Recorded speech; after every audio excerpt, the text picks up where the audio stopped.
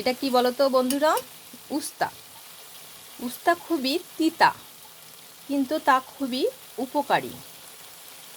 তেমনি আমার কথাগুলো তোমাদের ভালো না লাগলেও হয়তোবা তোমাদের যদি কাজে লাগাও তাহলে উপকারেই আসবে। তোমরা যে কাজটাই করো না কেন তা একটু মনোযোগ সহকারে করো, দেখবা সেই কাজের বেনিফিট তোমরা ঠিকই পাবা। যে কোনো জায়গায় বলো আর ফেসবুকেই বলো, তোমরা রেগুলারিটি মেনটেন করবা। এটার উপরে আর কিছু নাই।